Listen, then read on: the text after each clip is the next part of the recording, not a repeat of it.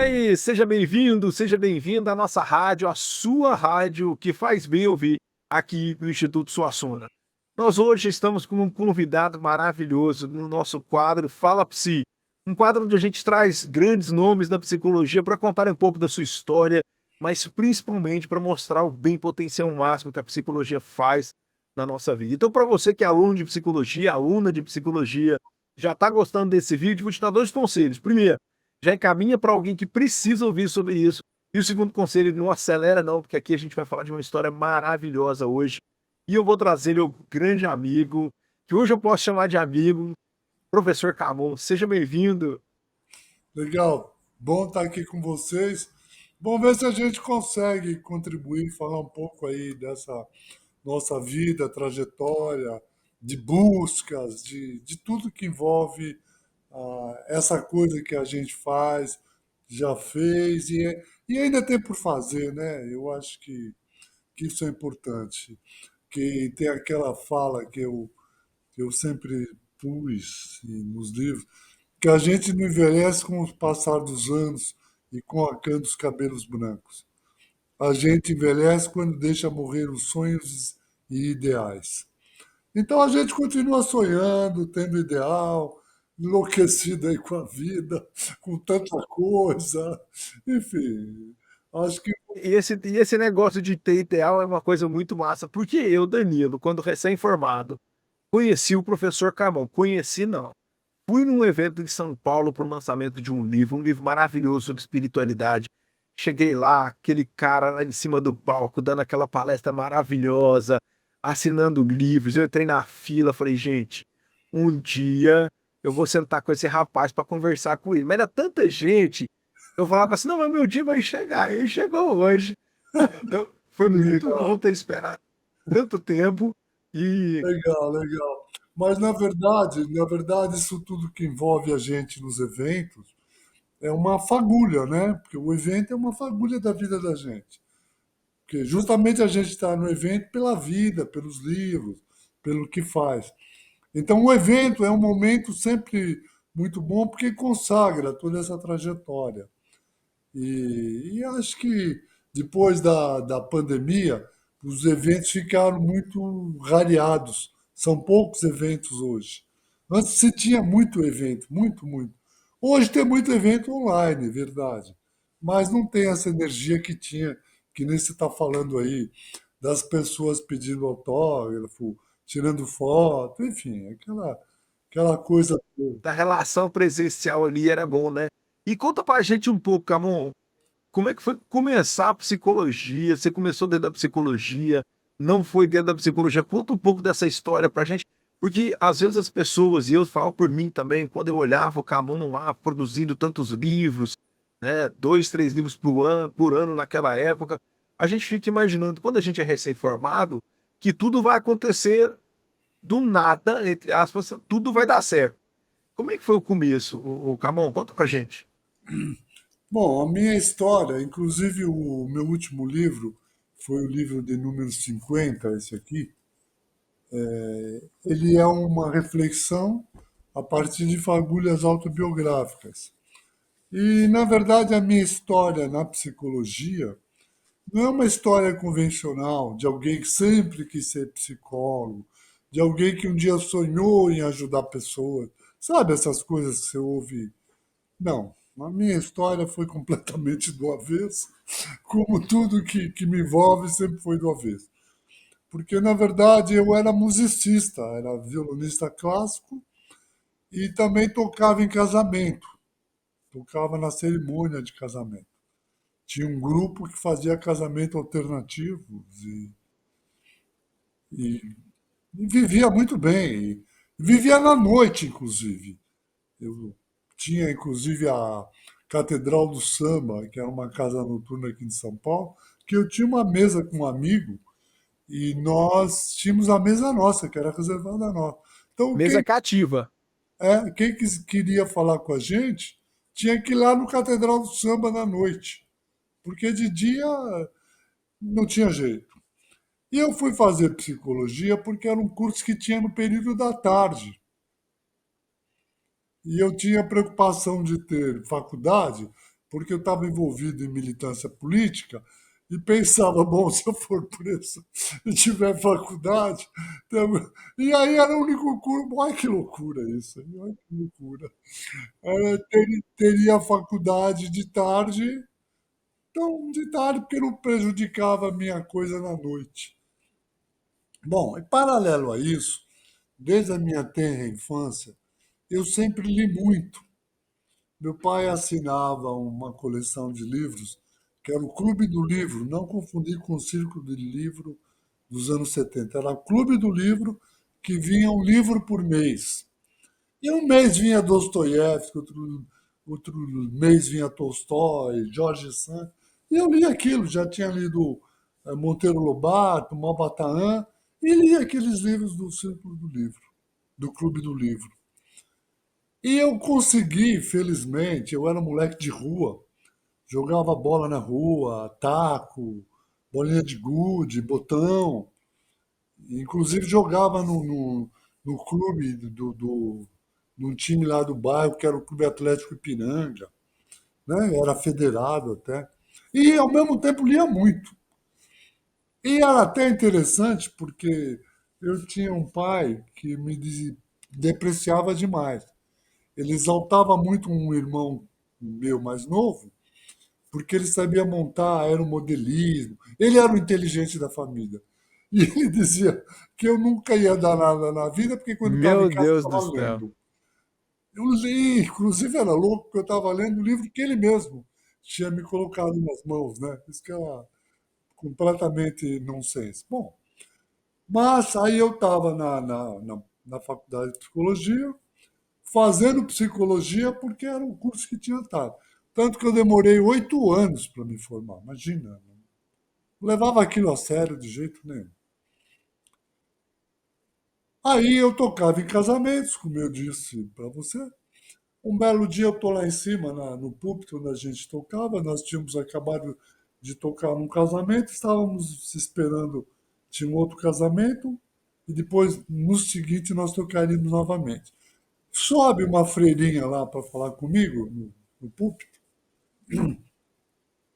e me convida para ir lá na penitenciária feminina dirigir o coral lá das presas. Eu achei um negócio muito interessante e falei, ô, vamos embora, né? Vamos lá para dirigir o coralzinho das freiras. Então vamos lá. No Senhor está a salvação, né? Fazendo o coralzinho lá das freiras. Bom, e aí, como eu falei, eu era mau aluno na faculdade. Eu era aquele aluno péssimo, que não ia na aula, que repetia. Enfim, era um horror. Mas quando eu vou para a penitenciária, cuidar lá do coral, veja, não perca esse parâmetro. Aí eu me aproximei do serviço de psicologia. Mas não porque eu estava interessado na psicologia. Porque eu estava interessado lá nas meninas, nas moças. Aí, pá, eu ia lá, chegava para ir no coral, ficava lá conversando com elas, e pá, aquela coisa toda. Aí ela falou, por que você não vem aqui ficar com a gente aqui, trabalhar com a gente aqui? Ah, mas eu venho aqui cuidar do coral, mas você não faz psicologia? Faço. Então, vem aqui. Não, por que não? Por que não, né? Já estou aqui, vamos embora, né? Deixa acontecer. E a penitenciária feminina, nesse momento, era dirigido pelas religiosas da Ordem do Bom Pastor. Portanto, foi uma freirinha que foi lá falar comigo no casamento, na igreja, né? Bom, aí eu comecei a me dar muito bem com a direção, com as freiras. E a partir dessa minha relação com as freiras e com o serviço de psicologia, começamos a articular algumas coisas, como a preparação daquelas detentas que iam ganhar liberdade, como encaminhá-las para uma situação de trabalho, de moradia.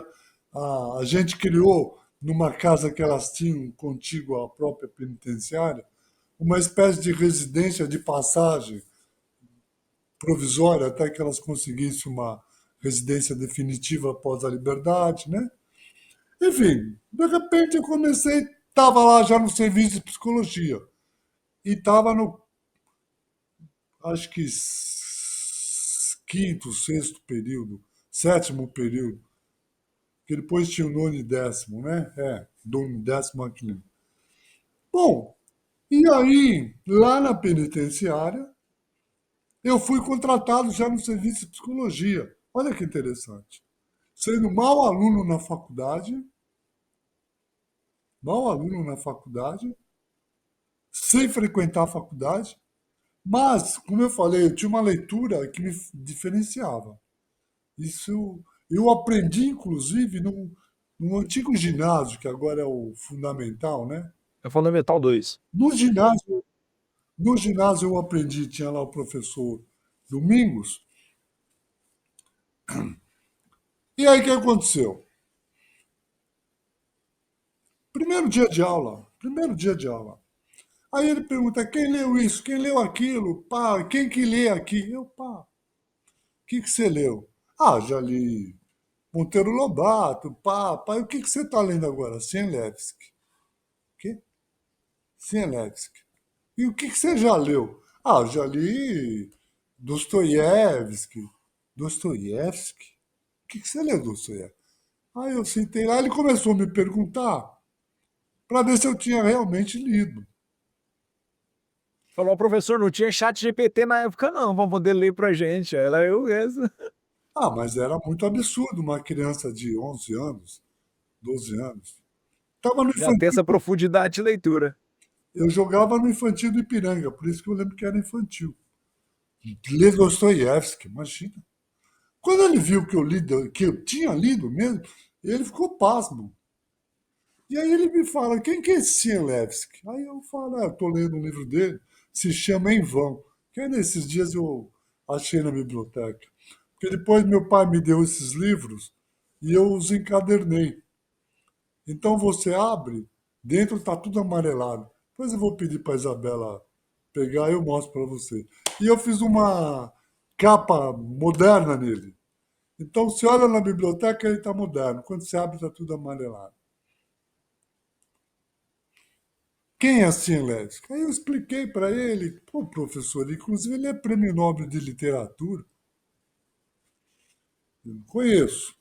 Aí ele anotou, não tinha Google nesse momento, tinha nem internet, nada. Ele anotou. Pá. Na aula seguinte ele volta. Rapaz, eu preciso te agradecer. E olha que ensinamento, olha que ensinamento. O professor falar que não sabia, que não conhecia, e depois vir com uma informação e agradecer ao aluno. Agradecer ao aluno. Agradeço, você me deu aqui uma grande. Foi demais, pá. Aí ele propõe para a classe: olha, nas minhas aulas, normalmente, eu sempre faço alguém declamar uma poesia antes da aula. Mas aqui eu queria falar com vocês, além da poesia, de ter aqui o Angerame falando para nós desses livros. Você pode fazer um resumo? Posso, claro. Bom, ele me colocou num patamar, olha que interessante. Pelo meu saber, foi a primeira vez, Dani, que eu vi como o saber me diferenciava dos demais. Olha que interessante. E eu te via de casa com a história que não ia ser nada, porque eu só vivia lendo. E justamente aqui, pá, tinha até uma menina lá, eu lembro que chamava Márcia, que eu era, pagava mal pau para ela, mas ela não queria saber de mim, não me olhava. Quando o professor me põe nesse destaque, aí ela vem para cima de mim, mas A aí eu Márcia também. já começou a te olhar. Não, aí eu não quis. Eu era criança, eu não quis nada. Pronto. Bom, voltando. Então eu estava na penitenciária, mas eu tinha paralelamente uma condição intelectual que me diferenciava. Eu só era mau aluno na psicologia. Eu não era um tranqueira que não sabia nada. Eu tinha uma grande diferenciação intelectual, mas não tinha nada a ver com psicologia. Psicologia não fazia parte da minha vida. Minha vida era música. Não perca esse parâmetro. Tanto que eu falo que a psicologia me roubou da música, né? Porque eu estava bem na música, ganhava muito bem tocando em casamento, imagina, não tinha questão nenhuma com nada. Aí começo Bom, na penitenciária, Aí já comecei a ver que na psicologia, nas aulas, se ensinavam coisas que não tinham a ver com a vida. Eu lembro que teve um embate numa aula, num professor que depois nós ficamos amigos. Ele era pianista, a gente tocou junto em alguns grupos e tal. Mas ele dava lá na matéria, ele dava aquele teste, as pirâmides coloridas de Pfister, sabe? Que tem lá os valores. Se é azul, é tanto. Se é vermelho, é tanto. Se é preto, é tanto. Tinha toda a valoração das cores. E eu tinha aprendido na penitenciária, logo de cara, as freiras me falaram: ó, você não venha de azul aqui. O uniforme delas é azul. Também dos masculino, dos detentos também é azul. Então eles detestam a cor azul. Eles não podem com azul. Você vem aqui de azul é uma agressão.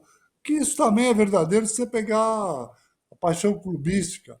Você vai em Belo Horizonte, quem é atleticano não suporta o azul do Cruzeiro. E quem é do Cruzeiro não suporta o preto e branco do Atlético.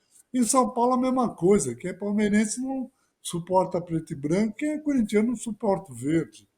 Bom, mas o teste tinha as cores precisas, exatas. Não tem problema.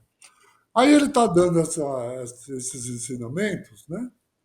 E. Ah, porque o verde é isso, por aí. Eu falo, não, professor, isso aí não pode ser. O azul lá na penitenciária, expliquei isso aí. Não, mas isso é inconsciente coletivo de Jung. Bom, aí nós começamos a discutir. Eu falei, não, não é. Não sou ninguém para rebater Jung, mas isso. Deixa eu pedir para a Isabela pegar o livro, senão a gente acaba passando. Espera aí. Isabela,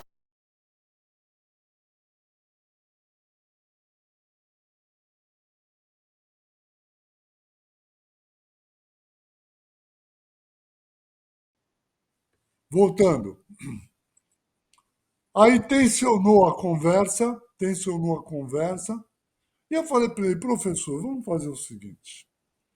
Vamos fazer o. Bom, aí a classe parou, porque eu era um mau aluno. Aqueles livros da coleção do meu pai, azul, de capa azul. Eu era um mau aluno enfrentando o professor. Como é isso? Falei, bom, vamos fazer o seguinte.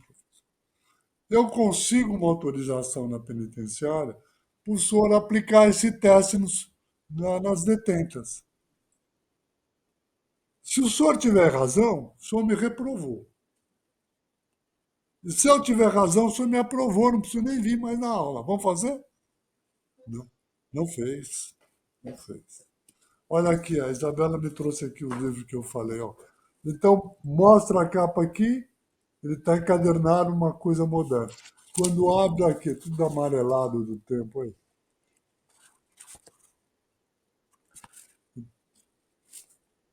Muito incrível. Bom, aí ele não bancou. Não bancou e também não me amolou mais. Mas aí foi interessante, porque os alunos que me viam como mau aluno ficaram assim meio antenados. Bom, esse cara é mau aluno, mas já está na penitenciária. E nós ainda procurando estágio, né? Uma coisa E você louca. já estava ali atuando, né, já estava no Atuando. mercado ali. E na penitenciária, não era em qualquer coisinha. E na penitenciária. E na penitenciária, como eu falei, eram as freiras do Bom Pastor. Aí um belo dia chegam as freiras, as oblatas, de uma outra entidade que era a Organização do Auxílio Fraterno, que lidava com pessoas em situação de rua, e tinha um adentro que era o Círculo Santa Verônica, que trabalhava no pronto-socorro do Hospital das Clínicas com casos de tentativa de suicídio. Aí elas vêm lá, vão lá fazer uma visita, assistem o coral, gostaram do coral, vieram falar comigo do coral e me convidaram para ir trabalhar com elas nessa entidade, na UAF, com pessoas de rua, com crianças de rua. Ver se eu fazia alguma coisa com música com criança de rua. Ah, Aí fui eu também na UAF lidar com crianças de rua, crianças em situação de rua.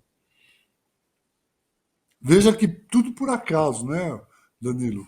Não é que Eu eu, tô achando que a música te conduziu pra psicologia, viu? mas veja, não é que eu fui buscando, pô, não. E na UAF, uma vez na UAF, lidando com pessoas em situação de rua, surge lá um trabalho que estavam precisando de gente, ficaram sem pessoas, no Hospital das Clínicas, no pronto-socorro com tentativa de suicídio. E fui eu.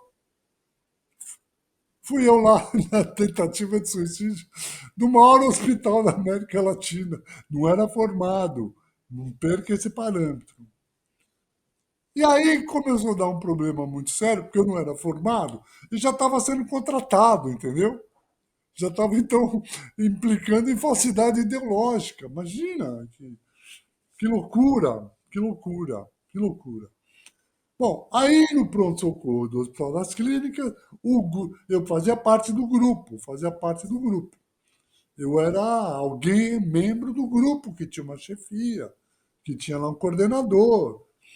Aí o grupo lá entra num embate com o diretor do pronto-socorro. Era um cara que eu me dava muito bem, o doutor Valdomiro de Paula. Dava muito bem com ele. Aí tem um embate, o grupo não se entendia. Aí ele falou: ó, se for para ficar aqui esse grupo, vai ter que ser a coordenação do Camon, do Angena. Não era nem formado. Bom, aí aceitaram, porque ele impôs. Ele impôs, ele impôs. E, aliás, eu devo uma parábola de vida com esse doutor, que é uma coisa maravilhosa. Ele impôs, eu já conto a parábola já. Ele impôs. Aí, tinha, gostasse ou não, eu era o coordenador. Não era formado, não era formado. Aí eu já estava, então, seria o terceiro ano, oitavo período de psicologia. Continuava mau aluno, né? Continuava mal. Mas já era chefe do setor de atendimento aos casos de urgência e suicídio no HC da USP. Imagina. Imagina que era uma loucura. Isso aqui era uma. E também a sua coragem de fazer isso, já que você tinha esse embasamento tudo, né, Camão?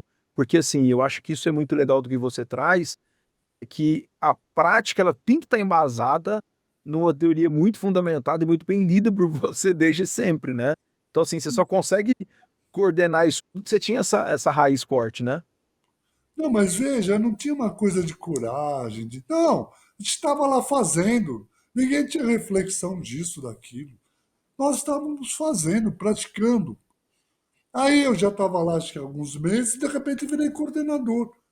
E com o diretor bancando qualquer coisa. Bom, evidentemente que eu não fazia nenhuma lambança, porque senão ele não estaria me bancando.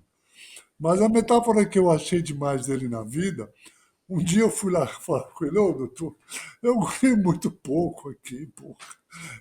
Tá bom que eu não venho todo dia, mas. Aí ele fala para mim: ó, é o seguinte, cara, pode falar uma coisa. Vai chegar o dia que você vai entender o que significa esse trabalho aqui. O dia que você entender isso, talvez você falasse: bom, eu devia ter pago para ficar lá. Porque você vê, você está na. Entenda o seguinte: você está numa calçada e está vendo, quando muito, o outro lado da calçada ou a ponta do quarteirão. E eu estou no alto do prédio. Eu vejo bairros distantes, bem o limite da cidade. Então eu estou vendo para onde você vai andar. Você só está vendo o outro lado do quarteirão. Vai chegar um dia que você vai ser referência disso. Aquilo para mim foi uma realidade que depois concretizou. Mas naquele momento eu estava preocupado com o ganho, né?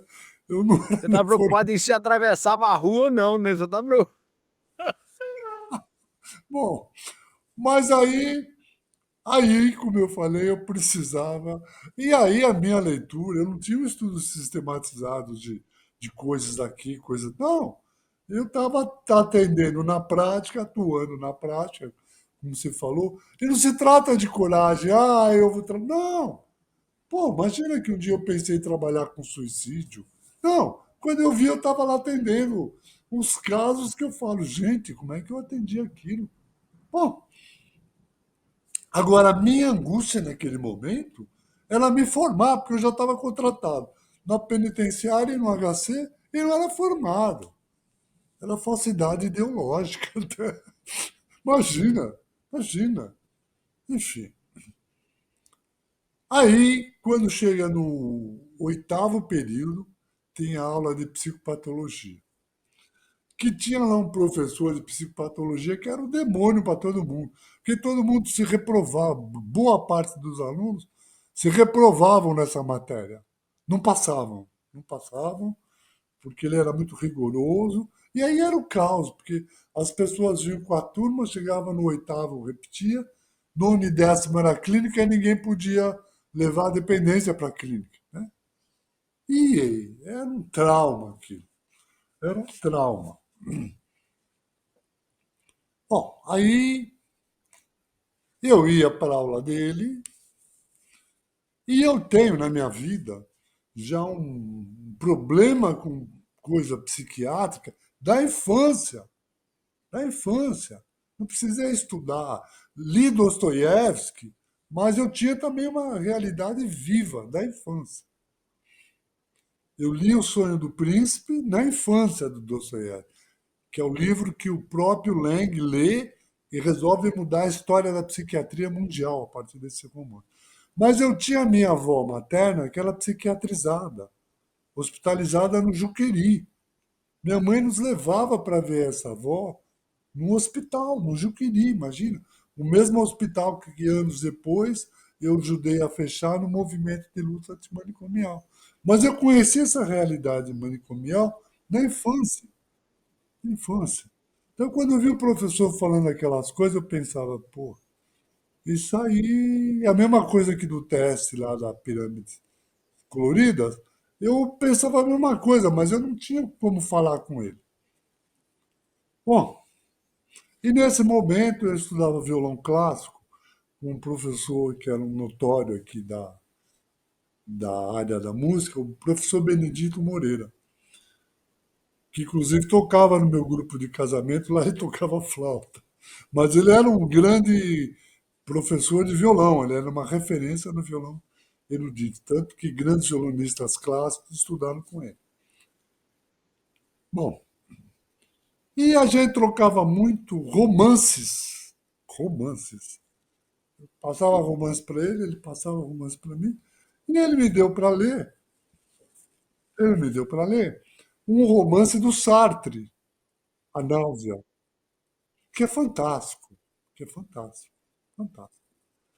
E lá ele faz a análise dos personagens, do tédio, do sentido da vida, uma coisa.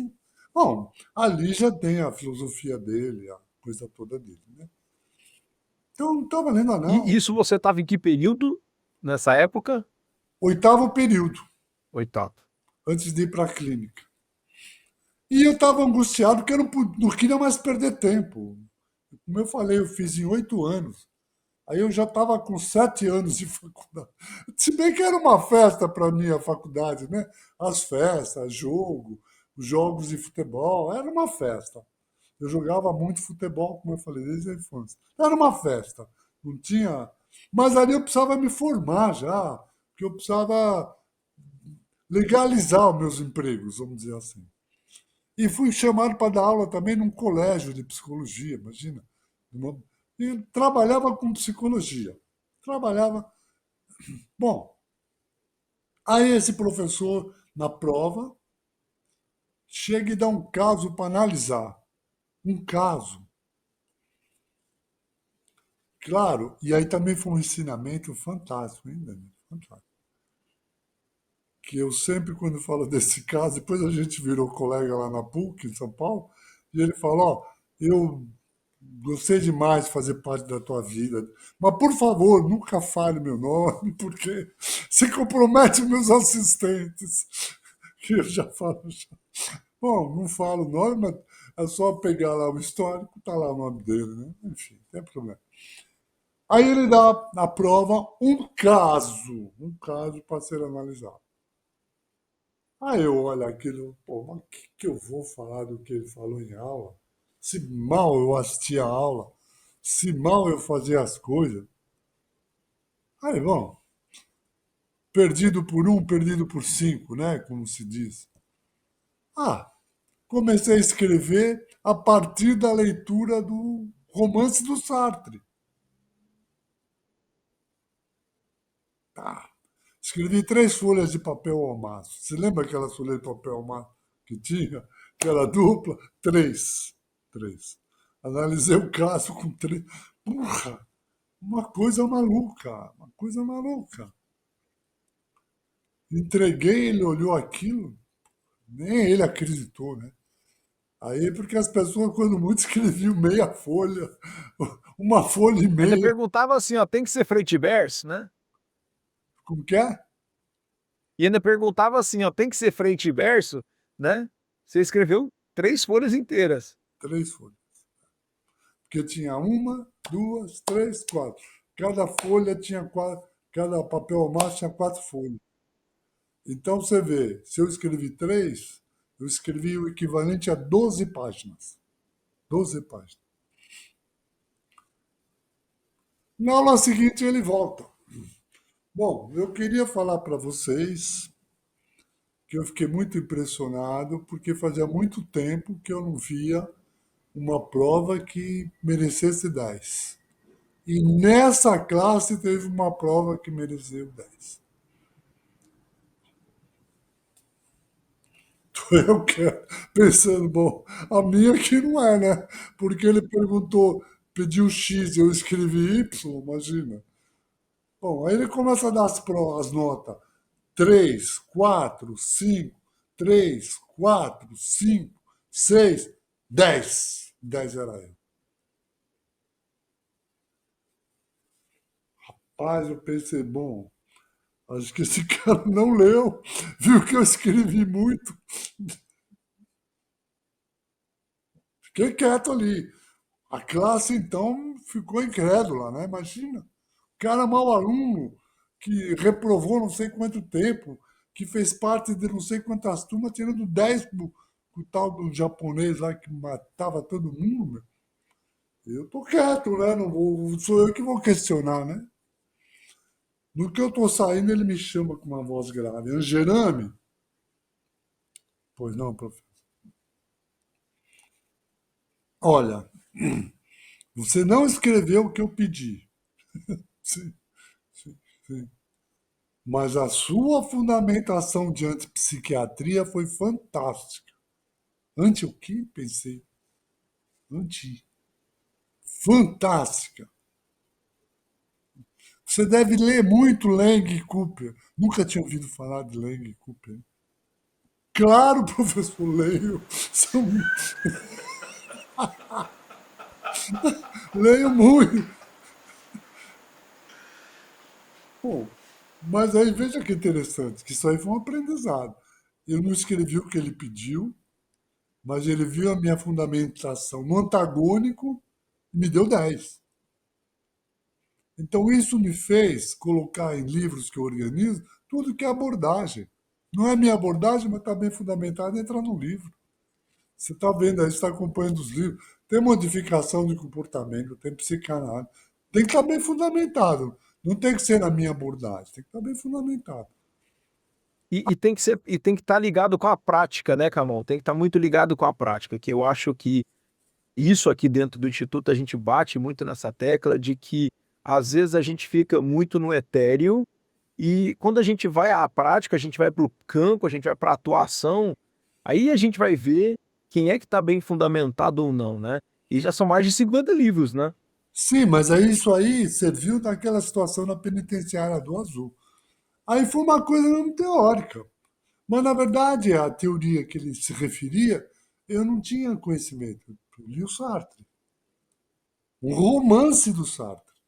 Aí eu saio da aula, depois desse evento, vou na livraria, que tinha uma livraria ali no pátio da faculdade, a livraria do Toninho. Toninho, o que você tem aí do Lang e do Cooper? Aí ele pega lá uns livros. Tem um que é o Razão e Violência, que era justamente os dois juntos, Lang e Cooper. O Lang e o Cooper escreveram juntos Razão e Violência, e o prefácio é do Sartre.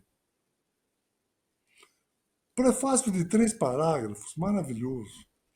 E ele escreve no parágrafo, no prefácio, que agradece o fato deles terem trazido a filosofia dele para o campo da psiquiatria e espera o dia que a psiquiatria se tornará verdadeiramente humana. Maravilhoso. Ali, maravilhoso o prefácio. Aí eu pensei ali, esses caras estão lendo, né, também o Sartre.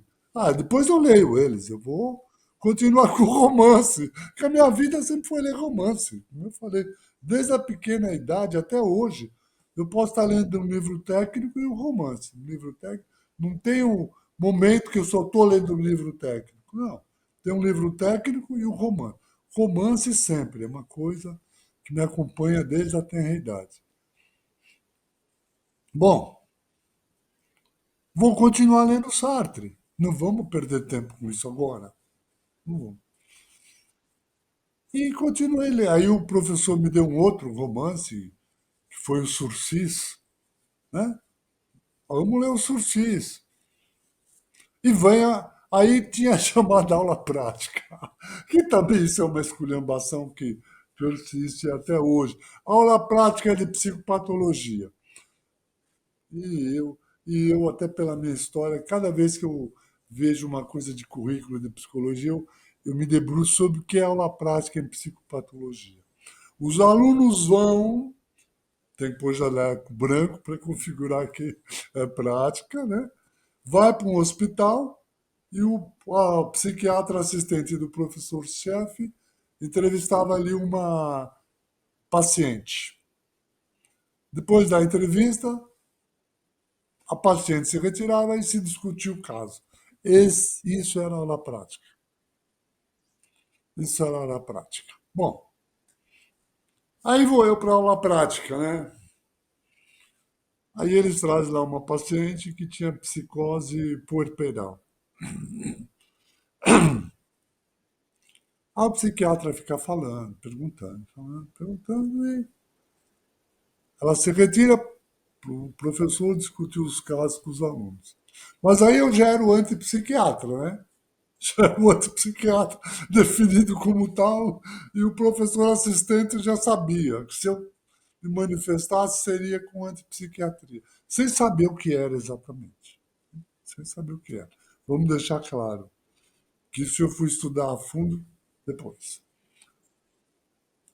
Aí vamos perguntar, eu quero fazer uma pergunta, professor. Bom, aí tensionou o ambiente porque eu era o antipsiquiatra. Aí o que eu perguntei pro cara? Uma coisa que estava no romance. Qual o sentido da doença na paciente? Por que ela escolhe ficar doente no momento que a mulher se consagra, que é o momento do parto? Qual o sentido? Você descreveu aí a patologia. Qual o sentido da doença? O cara não teve resposta. Não tinha resposta. Ficou lá balbuciando, gaguejando. Como é que é isso? Tartamudeando as palavras, mas não conseguiu responder. Porque isso não é da conta deles. Qual o sentido da doença? E a do romance. Era do romance esse sentido lá. Tinha o professor Rocantan que procurava o sentido da vida, o sentido dele adoecer no momento que ele estava. Bom, na aula seguinte vai o professor me chamar, Gerani. Eu queria te dispensar da aula prática. Pô, professor, vai me reprovar? Não, não, não, não. Não vou te reprovar, mas o problema é que você está deixando constrangido meu assento. Ele não tem fundamentação para falar. Bom, tá bom, não vou. Para mim era ótimo. Como eu falei, eu vivia na noite, na tal da aula prática, eu tinha que acordar cedo, né? Então, nesse momento eu já estava fazendo a faculdade à noite. porque aí a turma da tarde não tinha mais, enfim, aquela confusão toda que sempre me envolveu. Aí ele me dispensou da aula prática. E na sequência veio a outra prova, que também era análise de caso. Se eu tirei 10 com o Sartre, ah, não vão mexer nisso. Ah, não vão mexer nisso. Pô, peraí, né, Danilo? Tirei 10 falando disso, vou para o tradicional, que eu não domino, nem na época, nem hoje, nem pretendo dominar, nunca. Sou o avesso disso. Então, hoje fundamentado. Hoje muito bem fundamentado. Hoje eu dou palestra, tem congresso de psiquiatria muito bem fundamentado. Naquele momento eu estava com os romances só. Bom, aí vem com outra prova, eu já tinha as 10, era só tirar 2 na prova que eu já estava aprovado, precisava de 7, né, para passar. Ah, mas eu tiro outro 10, imagina. Não teve problema. E aí eu fui para a clínica. E na clínica que surge uma coisa inacreditável que, que é uma transa muito louca. E eu aí, nesse momento, como eu falei, desde o ginásio, eu tinha a ideia do saber me diferenciando. E nesse momento, eu já tinha vincado que eu não precisava estudar essas coisas todas de algumas coisas que se perde tempo na psicologia, porque eu tinha uma condição intelectual pelos romances, pelas leituras, que me diferenciava. Não precisava muita coisa. Não precisava muita coisa. Que só tenho que agradecer ao meu pai, embora fosse ele que me depreciasse o tempo todo, né? E eram os livros que ele me pôs na mão, era uma coisa louca, mas enfim, deu certo, vai. Quando vai para a clínica, nono período, e eu sempre com aquela coisa de não poder perder mais tempo, né? Não podia mais perder tempo porque eu estava já trabalhando. Já tinha 3 trabalhos em psicologia. Dava aula no colégio de psicologia, trabalhava na penitenciária e trabalhava no hospital das clínicas. Imagina, imagina, imagina.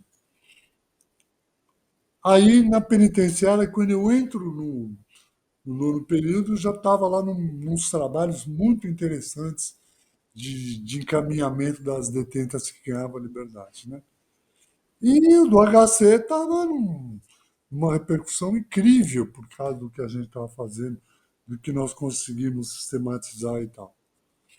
Quando eu vou para a clínica, a supervisora de uma determinada cadeira lá era a diretora da clínica. E também era a diretora da clínica da Unip, que na ocasião chamava Faculdade Paulista de Psicologia. Depois se torna Unip. Primeira aula. Primeira aula.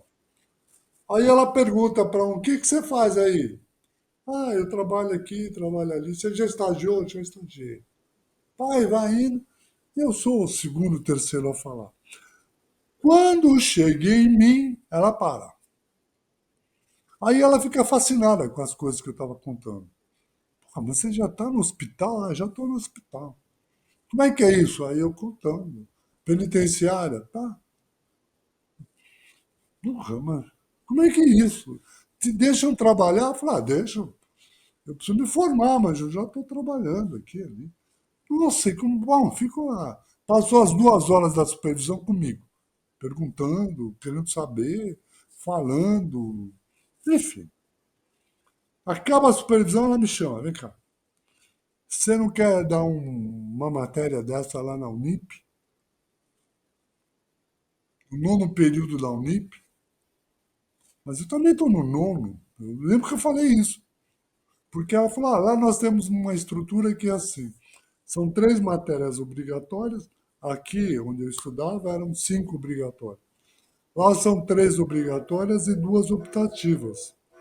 Eu queria oferecer 2 matérias suas para as pessoas escolherem com optativo. Era uma. Era não é, porque ela é viva ainda. De uma articulação mental, de inteligência, de um raciocínio rápido. Quer dizer, ali ela estava me perguntando, já estava idealizando a matéria, já estava. Imagina, uma coisa fantástica. Mas a minha surpresa, eu fiquei pasmo, assim, peraí, mas você está me chamando para ir dar matéria no nono, eu estou no nono? Ah, e ainda, ela falou, pô, e você acha que alguém tem a tua vivência? Até os nossos supervisores, você acha que tem a sua vivência? Não, acho que não, mas pelo menos lá no trabalho de suicídio, não é aluno de psicologia. Tem psicólogo formado, tem psiquiatra. Não, você supervisiona. Mas vai supervisionar com que base teórica eu pensava, né? A minha base teórica era a vivência, a prática. Bom, mas aceito, então, vamos nessa. E aí, Danilo? E você tinha a prática muito enraizada, então assim, a supervisão não ia estar desvinculada, né, dessa prática que você teve, e o embasamento teórico não precisa nem dizer, né. Não, eu tinha uma grande condição intelectual, não perca isso. Eu não tinha a teoria do Roger, do Freud, isso eu não tinha. Mas tinha uma prática que eu podia ensinar quem quisesse, né? Estudava autores de suicídio, estudava o Ferber com o grupo. O grupo estudava Ferber. Se você fosse falar do Ferber, eu sabia bem. Bom, e aí veja que coisa interessante. A clínica é o ápice da carreira do professor de psicologia. O cara começa a dar aula na graduação, depois de anos ele está na clínica dando supervisão. E eu, sem estar formado, estava na clínica dando supervisão. Aí ela fala para mim, ó, a única coisa que você não precisa falar é que você ainda não é formado. Não precisa dar esse detalhe. Tá bom. Porque ninguém vai te perguntar e você não precisa falar. Tá bom, tá bom. Bom, mas aí tinha a supervisora, teve uma lá que dava a supervisão onde eu estudava e dava a supervisão onde eu era supervisor. E ela ficou inconformada com aquilo. E essa supervisora era a conselheira do CRP. Eu lembro que um dia ela me chamou, eu precisava conversar com você. Quero saber de você. Daí, o que, que as pessoas ficaram achando? Que essa supervisora me contratou porque ela transa minha, qualquer dessas coisas, sabe? Não porque eu era qualificado. Ah, vai ver que ela se engraçou com ele e pá. Embora ela fosse uma pessoa de uma probidade acima de qualquer suspeito. Mas as pessoas, para difamar, para desqualificar, não precisa motivo. É como diz a sabedoria popular. Não queira estar em evidência sem ter sobre si maledicência. É isso. Eu estava em evidência e tinha maledicência. Ah, ele está lá de supervisor porque é coisa da. Ah, não era coisa nada. Aí essa tal de supervisora, que estava aqui, estava ali, quer conversar com o papo. Não estava fazendo nada que não pudesse ser exposto. Vamos conversar? Vamos.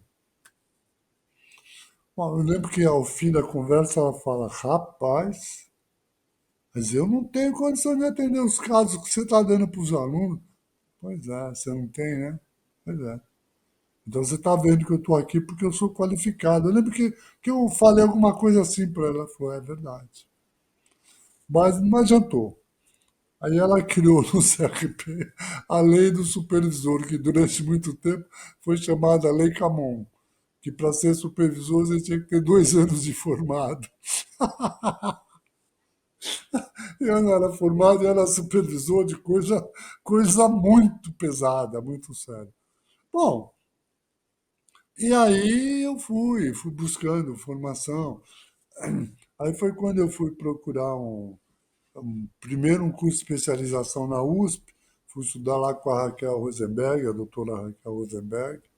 Você vê que eu evito falar os nomes, porque algumas pessoas, como o professor de psicopatologia, como ele pede para nunca falar o nome, eu acho que os outros também não sei se. Enfim. Mas a doutora Léa Rosenberg, Raquel Rosenberg, eu já tinha colocado o nome dela em várias outras coisas, eu sempre cito. Eu fui estudar com ela lá na USP, ela era de aconselhamento psicológico. E aí eu conheci o Roger pessoalmente com ela. Olha que interessante, porque ela era muito próxima ao Roger, inclusive eles têm um livro juntos, que é o A Pessoa como Centro, e ela o trazia para o Brasil com bastante assiduidade. E numa dessas vindas eu o conheci pessoalmente. E foi, eu Que escrevo isso coisa. aqui, o Não, é meu, isso, eu vou pedir um podcast só pra gente conversar sobre isso, porque está no livro, não tá? tá, mas eu escrevo o meu encontro com o Roger, com o Lang, com a Kubler-Ross, com o Stanislav Graf, imagina, coisa maluca. Com o Roger foi o seguinte, um belo dia ela me fala, olha, E Camon, esse encontro com o Roger está nesse último livro, não é? tá descrito aqui, tá descrito. Tá A gente descrito. vai deixar para vocês que estão assistindo a gente, vou deixar aqui o link para você ir nas plataformas digitais terem acesso a esse livro que não vale a pena, viu? Não, mas aí não é uma coisa. Ao contrário, o contato com o Roger me fez conhecer uma figura humana extraordinária, mas me fez ver que o que eu queria de teoria não era o que ele apresentava. Ponto. Vamos deixar claro. O que estava me fascinando mesmo nesse momento, eu estudava por mim, estudava lá com a Raquel e lia Lang Cooper. E vi que o Lang Cooper, eles não pegaram a principal obra do Sartre, que é o Ser e o Nada. Eles pegaram a Crítica da Razão Dialética, que depois eu fui estudar. Eu me tornei sartreano ao inverso de todo mundo, que começa com o Ser e o Nada e depois vai para o Crítica, ou nem vai para o Crítica. Eu comecei com o Crítica, que era o livro que o Lang e o Cooper pegaram. E aquilo foi demais. Graças ao Toninho que vendeu esse livro para você, né? Foi o Toninho que te vendeu esse livro. Sim, sim, sim. Aí o que aconteceu? Eu estava estudando Lang. E o Lang e o Cooper foi demais, porque eu tinha uma militância acirrada no enfrentamento da ditadura, e eles traziam a ideologia que a gente professava para a psicologia, para o campo da psiquiatria e psicologia. Aliás, o primeiro livro de psicoterapia, falando de Sartre na psicoterapia, é um livro meu de 1984, Existencialismo e Psicoterapia, que eu preciso reescrever para relançar. Está sendo pedido, né? Então, quando eu vou com o Rogers, eu levei na penitenciária e no Hospital das Clínicas. No HC ele não acreditou. No HC ele, vocês suicida, ria? Vocês atendem suicídio aqui nos corredores? Sim, olha lá, aquela ali é uma. Como? Vocês não têm uma sala? Não, não temos uma sala. Temos uma sala. Temos nem uma mesinha aqui para chamar de nossa. Mas atendem suicídio. É um pronto-socorro que era, não é? Que por segundo passa casos de gente baleada, gente atropelada, gente só. Gente, é o maior pronto-socorro da América Latina, que inclusive desaguam lá casos de outros hospitais. Se o hospital não dá conta, vai para você. E lá a gente atendia suicídio. Por mais absurdo que possa parecer. Pá. Bom, foi na penitenciária também, ficou incrédulo com aquele amontoado de pessoas no espaço pequeno, o cheiro daquilo, né? Imagina. Aí, quando ele vai embora, a Raquel oferece um jantar e me convida. Mas eu era recém-formado, não perca esse parâmetro. Aí já tinha me formado, estava fazendo especialização na USP com ela, mas eu era recém-formado. Então só fui no jantar porque eu tinha levado para conhecer alguns trabalhos que ela chamava de alternativos. Trabalhos alternativos, mas ela não tinha ideia do que eu estava fazendo, né, Danilo? Hoje eu posso falar que eu mudei a história disso, mudei a história daquilo, eu trouxe suicídio para a psicologia. Naquele momento, suicídio era só coisa de psiquiatra, mas naquele momento que a gente estava fazendo, ninguém tinha consciência do que estava fazendo. Vamos deixar claro. Não é que eu era um visionário, olhei ali, vamos buscar. Não, estava fazendo, como eu falei, tudo sendo ao acaso, ao acaso. Aí ela dá o jantar, me convida. Ah, e aí? E aí foi uma coisa maravilhosa. Porque a minha questão não era o Rogers. Não tinha nada contra ele. Nada. Lia lá as coisas dele, nunca me encantei, mas também não tinha nada. Meu problema na vida com teoria era o tal do Ferbero, que a gente estudava no suicídio, Norman Ferbero. Que era uma coisa louca no nosso grupo lá de suicídio. Que tudo que ele falava, nós falávamos, encontrávamos o contrário na nossa prática. Então, quando ele falava preto, era branco. Quando ele falava branco, era preto. Tanto que quando coincidiu, imagina que loucura, nós saímos para comemorar. Imagina, quando ele falou uma coisa que coincidiu com a gente, saímos para comemorar. Que naquele momento a gente achava assim, a gente podia publicar essas coisas, né, de suicídio. Tinha casos de tortura que entrava com suicídio, não era suicídio. Pô, mas quem somos nós? O Ferber fala, nós falamos o contrário. Onde que foi a coincidência? Veja que louco. Era uma psiquiatra chamada Fernanda que estava lá vendo os dados. Falou, aqui coincide. Pô, o que é que coincide, Fernanda? Aqui, o inverno, o número de suicídio aqui deles são no inverno, coincide com a gente. Ô, Fernando, você bebeu. Porque para nós é no verão, como é que coincide? Pô? Ele está falando inverno, para nós é no verão. Natal, é o entorno do Natal. Aqui, ó. Se lá é inverno, aqui é verão, mas é no Natal. Lá é inverno, onde ele escreve na Europa. Para nós é verão, mas é no Natal. É no Natal. Próximo ao Natal. Ah, vamos comemorar. Olha que Deu interessante. certo. Então, voltando para o Rogers, eu não tinha nada contra. Mas eu escrevi tanto depois, publiquei tanto, para o bem ou para o mal, foi graças a essa fala do Rogers no jantar. Aí ele agradece a acolhida que ele teve, agradece a Raquel e agradece a nós por termos levado, permitido que ele conhecesse uma realidade que ele nem imaginava existir, de atendimento, disso, daquilo. E aí ele fala uma coisa. Aí foi demais. Vou falar uma coisa para vocês. É o Rogers falando. Quando eu publiquei isso a primeira vez, no ano 2000, no livro Psicologia da Saúde, muito rogeriano ficou de mal de mim para toda a vida, porque não gostaram que eu expusesse isso. Alguns estavam presentes, mas não gostaram que eu tornasse isso de conhecimento, né? Eu vou pedir uma coisa para vocês. Não estudem a minha teoria aqui. Não estudem. A minha teoria foi feita lá, na Califórnia, não é? É para uma outra realidade. Aí os rogerianos falam que na linha do Equador para baixo é outra realidade rogeriana. Mas aí é o Rogers falando. É o Rogers falando. Não rogeriano, um dissidente, sei lá o quê. E ele deixa isso claro no jantar. Falou, ó, eu fiz aqui e aí para baixo é diferente. Não, não. Quem fala isso da linha do Equador são os rogerianos. Ah, tá, ok. Quando eles vão para os encontros dele, temos que da linha do Equador para baixo. Mas aí eu não. O Roger nunca falou isso. O Roger falou isso que eu estou falando. Não estudem a minha teoria. Ela não cabe aqui. Não cabe. Aí eu não tinha nada contra o Roger, eu lembrei do Ferbero. Imagina, eu falei, pô, mas se a gente tivesse oportunidade de ouvir o Ferbero, que naquele momento já era falecido, ele falaria a mesma coisa. Eu escrevo para o hospital lá na Europa, vocês estão querendo ir no hospital do Brasil? É outra realidade. Vocês têm casos de tortura que entra como suicídio? É outra realidade.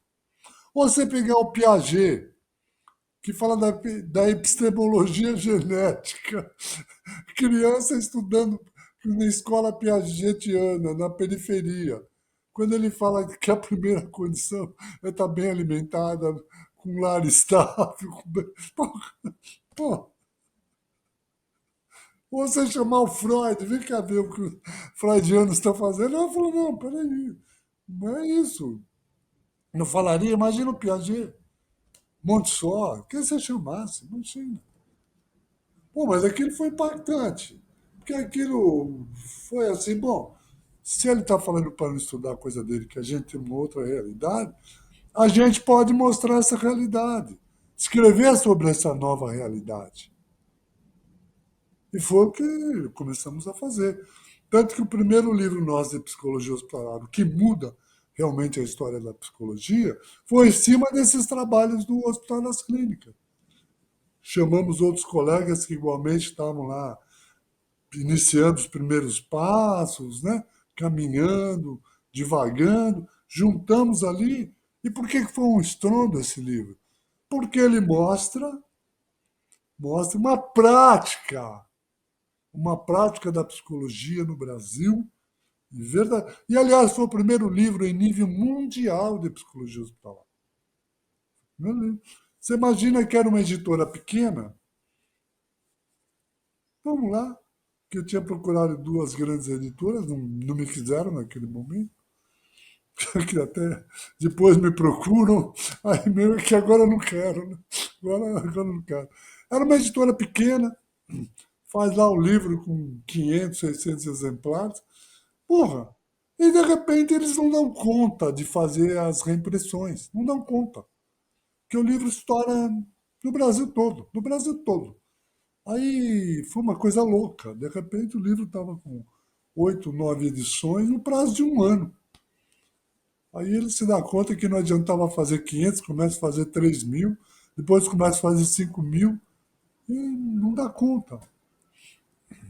Foi um estrondo, realmente uma coisa que nem a gente podia imaginar. Pô, imagina. Imagina. E aí o que eu acho interessante, Camões, é assim, quando você traz, é a importância, de novo, dessa prática.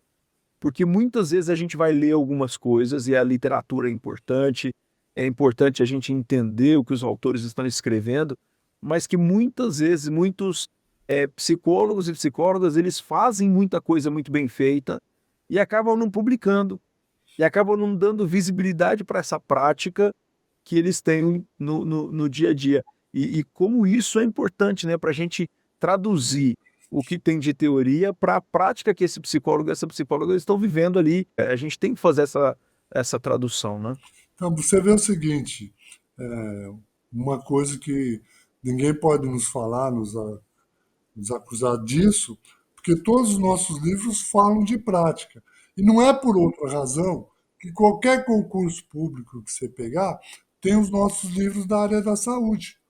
Por quê? Porque eles falam da prática. Então, eles estão nos livros de concurso público porque justamente eles falam da prática. Não estão falando, porque tal teórico. Nós somos a teoria, porque nós fizemos uma junção da nossa prática com a teoria. Qual que é a teoria em psicologia hospitalar? Aquilo que nós criamos. O Sebastiani, a Chiatone, eu e mais umas outras pessoas. A teoria em psicologia hospitalar, em psicologia da saúde, foi o que nós escrevemos a partir da nossa prática. E veja que em psicologia da saúde, eu fui de um atrevimento que foi uma coisa maluca, Danilo.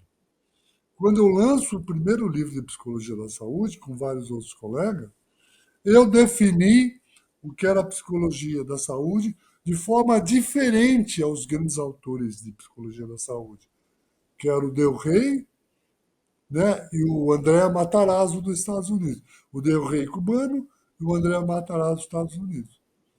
E eu classifiquei a psicologia da saúde segundo as coisas do Brasil. Rapaz, como eu fui execrado, apedrejado em praça pública, praticamente. Quem eu era? Já não bastava eu ter criado as teorias de psicologia hospitalar, agora também de psicologia da saúde. Bom, aquela baixaria de sempre. Mas só que tem uma coisa, é fantástico isso na vida. O livro é uma garrafa, uma mensagem que você joga no mar. Você não sabe quem vai pegar, onde vai cair, se alguém vai ler. Você lança um livro, você lançou um livro. O que vai acontecer? Você não sabe. Esse livro que a gente está lançando junto aí, ó, por falar em amor, a ótica de Sartre em psicoterapia. A gente não sabe se vai arrebentar, se não vai vender Se não nada. vá. A gente não sabe nada. Não sabe nada. Eu creio que. E uma coisa que eu acho muito interessante, Camon, e caminhando aqui para o final da nossa conversa, eu acho interessante que em nenhum momento você foi omisso. E eu acho isso muito lindo. No momento eu trouxe Você, o quê? Falhou. em nenhum momento você foi omisso. Ainda que, que as pessoas fossem criticar, você foi lá e fez. Você Ah, mostrou o que sim, você sim. estava fazendo, né? Não, E tem muita crítica. gente, às vezes, que tem Não, medo da crítica, né? E acaba sendo omisso com a própria psicologia, seja no sim, campo da não. prática, seja no campo da teoria. Você encara isso de uma forma muito, Não, muito respeitosa, inclusive, né? não. Crítica nunca me abalou, porque, na verdade, é como se fala, né? Criticar é só criticar, faz, se escreve. Escreve. Agora, o livro, como eu falei, a gente não sabe como vai ser. E a psicologia da saúde, que saiu criticado, achincalhado, é adotado como referência em Madrid e Lisboa. Quando ele vira referência na Europa, virou referência no Brasil. E desde o ano 2000, ele é a referência obrigatória em qualquer concurso, em qualquer coisa que se fala em psicologia da saúde, é esse livro a referência. Com a classificação brasileira. Graças a Roger, nós começamos a escrever, sistematizamos uma série de trabalhos, e graças a isso, eu lancei o primeiro livro, que foi o Existencialismo e Psicoterapia. Psicologia hospitalar foi o segundo.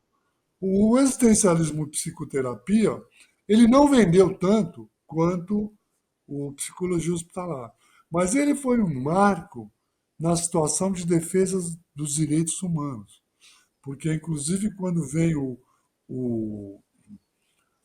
o próprio criador da logoterapia, imagina o Vitor Frankl, vem para Porto Alegre, congresso que ele vem, esse livro se torna uma referência por causa do que eu descrevi nesse livro. E o que foi descrito nesse livro? Aí que é uma coisa muito importante. Nesse momento, junto com o trabalho do pronto-socorro, eu comecei a trabalhar atendendo os casos de torturas do CBA, do Comitê Brasileiro de Anistia. Então, eram casos torturados, que as pessoas buscavam ajuda no Comitê Brasileiro de Anistia, torturados pela ditadura, e nós atendíamos em psicoterapia. Você vê que a minha formação não foi para amador, né? Não foi para amador. Recém-formado, então estava no pronto-socorro com suicídio, penitenciária e atendendo torturado no CBA. E os casos de tortura do CBA, eu descrevi nesse livro Existencialismo e Psicoterapia, que ele se torna uma referência por trazer essas atrocidades da ditadura militar para o campo da discussão teórica em psicologia, em psicoterapia. Então, não vendeu como outro, mas, como eu falei há pouco, estão me cobrando uma revisão dele por causa dessa importância. Além de ser o primeiro livro que traz Sartre para a psicoterapia, ele fala de uma realidade muito dura da história do Brasil, que foi a tortura, né? Bom, eu acho que aí teria muito mais para falar, porque eu estou falando do Não, início. e eu vou te convidar para a gente falar de, se você puder, de a gente falar de cada um desses livros, porque eu tenho certeza que são leituras que são de suma importância para a formação do psicólogo, da psicóloga que está ouvindo a gente, e da comunidade em geral, porque é isso, a gente trazer a psicologia para novos contextos, a gente ficar sentado atrás de uma cadeira criticando o outro, turma, para você que está assistindo a gente, e já deve ter encaminhado esse vídeo para um monte de gente, ficar sentado aí é fácil. A questão que o Camon traz e que eu acho assim primordial, me arrepia falar isso, nós trazemos a psicologia para diferentes campos de discussão. Não adianta a gente ficar fazendo a mesma psicologia, a mesmista psicologia. Inclusive, a gente está caindo em descrédito porque a gente não está indo nos lugares onde as pessoas precisam que a gente esteja. Então, assim, a gente precisa dessa coragem. Eu até brinco no meu primeiro livro, Camon, que eu falo que a gente tem que ser os caras pintados da psicologia. A gente tem que pintar a cara, ir para a rua e fazer a diferença para as pessoas que estão precisando, seja na época da ditadura, como você trouxe para a gente, seja hoje, por exemplo, na psicologia da gravidez, na reprodução humana, nas questões do autismo, nas políticas públicas, nos hospitais. Tem tanto lugar precisando de nós, psicólogos, e a gente não pode ficar parado, né, Camão? Não, não pode. A gente precisa se desvencilhar desse modelo que nos é dado, herdado, empurrado, que é aquela coisa clínica. Eu não sou contra, eu sou psicoterapeuta, mas a gente tem que expandir, de repente, gravidez, como você falou. De repente a grávida não vem no meu consultório, mas eu posso ir no hospital, posso fazer um grupo. E, e, na, e nasce aqui dentro, Camão, do nosso instituto, uma lei que hoje é tido uma lei no Brasil todo que toda mulher tem direito a uma psicóloga na cena de parto. Então nós conseguimos hoje fazer com que a psicóloga hoje, inclusive é dia da grávida, né? Nós conseguimos fazer com que o Brasil assinasse essa lei e não existe isso em outro país. O psicólogo e a psicóloga poder entrar à cena de parto, tá ali junto com aquela mãe naquele primeiro momento da formação familiar, Sim, né? mas é Aqui a isso gente aí. fez a primeira pós-graduação em reprodução humana, porque essas tentantes, essas mulheres, cada vez que ela tenta e não consegue, ela sofre um luto ali que muitas vezes não é respeitada. Então, é, é, eu fico muito feliz em te ouvir, saber dessa força que você tem e, e tentar passar isso para frente, porque a gente não pode ficar acomodado. Eu também sou um psicólogo clínico, adoro a minha clínica, sou apaixonado, mas a gente precisa fazer o diferente, né? E uma outra coisa, além de fazer diferente, uma coisa que no Brasil a gente não tem o hábito, que é o registro das atividades. Porque você vê o seguinte, o grande livro, que é referência em psicologia institucional do Blair, ele é idealizado numa conversa de bar dele e do Barenblit. Eles põem lá isso lá na apresentação. Os dois conversam sobre a prática deles e escrevem um livro que é referência. Nós temos práticas incríveis, Brasil afora, que não tem registro. Ou se tem registro, é aquela coisa de dissertação acadêmica que vai empoeirar na biblioteca. O artigo acadêmico das revistas acadêmicas que vai empoeirar na biblioteca. O que a gente precisa é livro com os registros que circulem. O livro Com a circula. atuação do psicólogo, da psicóloga ali, né? Sim. Eu falo que eu brinco aqui que é dedo no pulso, sabe? Saber o que está acontecendo ali, né? Eu falo para você o seguinte: sem falsa nada, sem querer te adular, porque você não precisa ser adulado, mas eu fui ao encontro da tua editora, não por falta de editora, você sabe, mas porque você está investindo em algo que é o registro de atividades práticas, de atividades do Brasil. Por isso que eu fui ao encontro da sua editora. Creia, não foi por falta de editora, que eu tenho editora me procurando à vontade. E também não por ser a maior, não por ser nada, mas porque a gente está acreditando num sonho, num projeto de tocar adiante outras coisas. Temos até o de psicopatologia do Brasil, né? Então, acho que é essa a ideia que a gente tem que fazer vincar. A gente precisa registrar o que a gente faz. Tem trabalhos incríveis aí nos CAPSs, né? Nos postos de saúde. Tem trabalhos magníficos, mas que não são conhecidos porque as pessoas não ousam registrar. Ou quando registram, registram academicamente, sob a tutela de um orientador que enquadra no academicismo e não sai disso. Porque aquilo que é enquadrado no academicismo serve só para acadêmico, Danilo. Você sabe disso. É exatamente. Exato. Não tem Ó, jeito. e fica um convite para você que está assistindo a gente, publique. A gente tem aqui no Instituto Suassuna no blog. Você pode escrever o que você desejar da sua prática. Tem aqui a nossa rádio, que você pode vir aqui falar, conversar com a gente, mostrar o bem que a psicologia faz para as pessoas. Tem a nossa editora, enfim, possibilidade não falta. Camon, quero já deixar aqui registrado meu convite para a gente conversar de novo. Pode? Pode, é só marcar o dia. Só marcar o dia. Esse dia de sexta-feira, para mim, é tranquilo. É só marcar que não tem problema. A gente Que maravilha. vai falar e coisa para contar ainda não falta. Tem muita história aí. Ó, então aqui a gente finaliza a parte um desse papo, então a gente vai fazer várias partes desse papo. Tá Quero bom. agradecer a nossa a sua Bela e a nossa amiga que nos ajudou aí trazendo esse livro, esse registro maravilhoso do livro que seu pai, da coleção desse livro que seu pai te deu. Vou deixar um abraço para Isabela que está aí com a gente, Sim, juntinho aí com você, sim.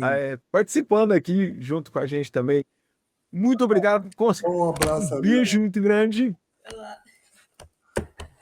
um beijo muito grande para essa família.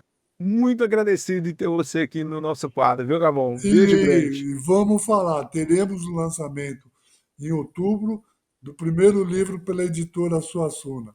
E por falar em Isso, amor, a por Oscar falar em doutorado amor. em É isso. psicoterapia. Olha que nome, que título forte. Contando da prática que envolve essas relações de amor na vida. A relação paterna, do amor paterno, a relação do amor erótico, a relação do amor fraterno, do amor caritativo, e isso tudo na prática da psicoterapia. Olha que maravilha. Beijo grande, fica com Deus. Até a Bom, próxima, mestre. até a próxima. Para você que assistiu a gente, caminha esse vídeo, faz sua inscrição no canal, faz tudo isso que você já sabe que tem que ser feito, mas não esquece desse convite que o professor Camon fez para você. Atuação. É o que a gente sempre fala aqui no Instituto Suassuna. Qual é a tua ação dentro da psicologia? É isso que ele traz para a gente de forma viva e de forma presente nessa história maravilhosa que ele contou para a gente hoje. E tem muito mais. Então já se inscreve aí, salva esse vídeo. Tem muita coisa boa aqui dentro do Instituto para você. Um grande abraço e corre aí para um próximo vídeo. Fiquem com Deus. Gostou do vídeo? Aqui no Instituto Suassuna ajudamos você a alcançar seus objetivos com uma educação ativa e atuante. Oferecemos pós-graduações em psicologia, tanto online quanto presenciais. Saiba mais visitando o nosso site www.institutosuassuna.com e diga sim para o seu futuro.